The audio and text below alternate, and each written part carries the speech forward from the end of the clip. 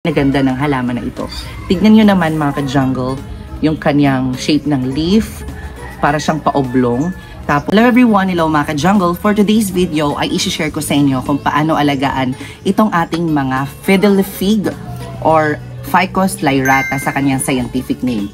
So if you wanna know how to take care of this plant, just keep on watching. Hello everyone, hello mga ka-jungle. Sa video nga na ito of how to take care of plants, I'm going to share with you the beautiful house plant o indoor plant na tinatawag na Ficus lyrata sa kanyang scientific name o fiddle fig. Tinatawag din ito na banjo fig sa other common name niya. So ngayon ay i-share ko sa inyo kung paano alagaan itong ating mga Ficus lyrata when it comes to sunlight requirements, watering requirements, and also how to fertilize this plant. So, ang halaman na ito, nabili ko mga 1 month ago, pero ganito pa lang siya kalaki. Ayan. Siguro may 6 na siya na leaf. Ayan. So, lumalaki yung halaman na ito, like 10 feet kapag nasa outdoor. Lumalaki as in, malaki talaga. Same na mga rubber plant natin na ganito.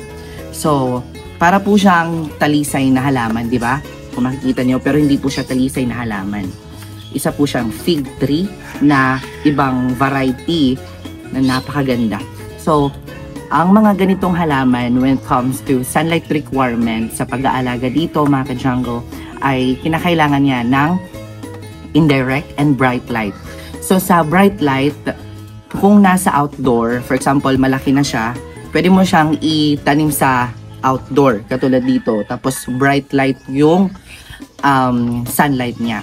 And lumalaki sila ng mataas. Kung gusto nyo naman nasa indoor, so indirect sunlight, malapit sa bintana para mas maging maganda po yung ating mga Ficus lyrata na mga halaman. So pag nasa indoor naman, when it comes to watering requirements, so magdidilig lang kayo kapag dry na yung kanyang soil. Pag may dumikit, minsan say mabasa po siya. Pag hindi na siya dumikit yung soil, yun, dry na, doon na kayo mag-water o doon na kayo magdidilig. Pero kung nasa outdoor naman, everyday nyo dapat siya didiligan. Kaya naman, sinasabi ko sa gardener ko na nandito, palagi siyang diligan para tumubo at maging maganda yung mga dahon. Since manipis yung mga dahon niya, palagi dapat dinidiligan ang mga ganitong Ficus lyrata. So alam nyo ba yung mga Ficus lyrata natin o mga fig tree ay isa po siya sa bumubulaklak din na halaman. Pero bihira lang siya mamulaklak. Bumubulaklak lang ito sa mga native habitat niya. Ibig sabihin, kung saan siya talaga tumutubo, like syempre natives to sa Western Africa, dun sila bumubulaklak. Yan. Ipapakita ko yung picture kung gaano kaganda ang bulaklak niya. Ito po yung kanyang bulaklak. So yon yung ating mga Ficus. When it comes to the physical appearance o sa kinaganda ng halaman na ito. Tignan nyo naman mga ka-jungle, yung kanyang shape ng leaf, para siyang paoblong. Tapos meron siyang sa ilalim ng kanyang leaf, may mga magandang parang ugat na umaano sa kanyang dahon. Yan. Napakaganda.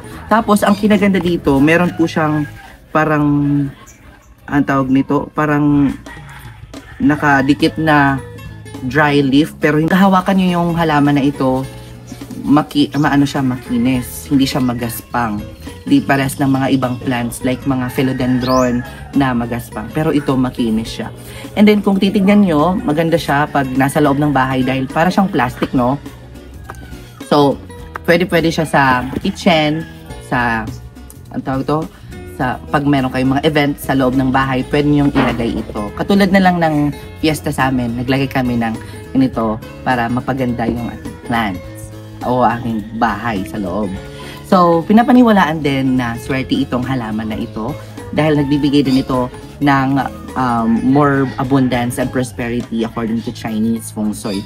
And then, kasama din po siya sa top 10 lucky plants in indoor and outdoor. So when it comes to propagation na pagpaparami dito sa ating mga Ficus lyrata, so pwede kayong mag-cut dito sa kanyang parang kayong magka-cut lang ng mga rubber tree, pero dito ko na ika-cut kapag lumaki na siya.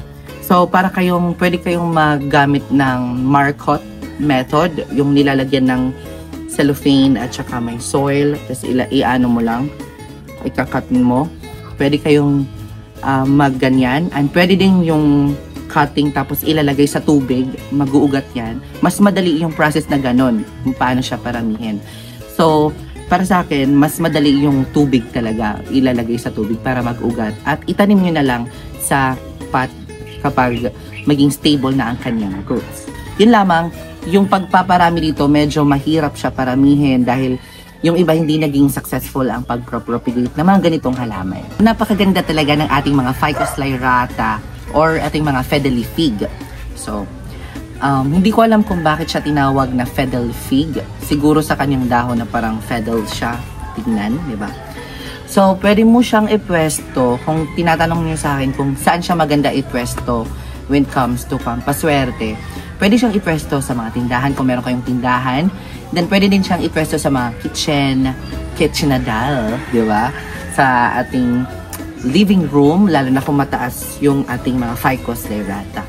So, ganyan lang ang pag-aalaga dito. Very simple lang. Same lang ng ating mga outdoor plants. Kasi parang semi-outdoor ang halaman na ito. Then, pwede din siya sa indoor. Ang kinaganda dito kasi pwede siya sa indoor. Yun lang. When it comes to pest infestation or kapag may dadapo na mga peste sa kanyang dahon, isprehan nyo lang ng neem oil or vinegar with lemon water, mga ka-jungle. So, di ba, ang ganda ng halaman na ito. Nakaka-aesthetic talaga siya. Plastic. Kung titignan nyo, parang plastic siya, no? Di ba? So, sa susunod, i-share ko sa inyo kung paano siya alagaan. So, yun mga ka-jungle, ang pag-aalaga dito sa ating mga Ficus lyrata or Fiddle Fig or tinatawag na Banjo Fig. So, I hope may natutunan kayo in today's video of how to take care of plants. Kung meron kayong mga ganito, so, alagaan nyo ng maganda dahil para tumubo sila ng maganda. Yan. Kung meron kayong mga katanungan kung paano alagaan ang ating mga plants, don't forget to comment below para i-vlog natin ang mga iyan. Kung may natutunan man kayo in today's video, don't forget to subscribe and follow my Facebook page of how to take care of plants. Meron din akong TikTok page, mga ka-jungle. You can follow me. And I will see you next episode, mga ka-jungle, because more plant, less stress. Hello everyone, hello mga ka-jungle. Ipapakilala ko pala sa inyo ang napakagandang halaman na nandito sa akin. Ito ang tinatawag na Ficus lyrata or Fiddle Fig. Tinatawag siya na Banjo Fig. So napakaganda ng halaman na ito, parang plastic, no? So ang pag-aalaga dito when it comes to sunlight, pwede siya sa bright and indirect sunlight.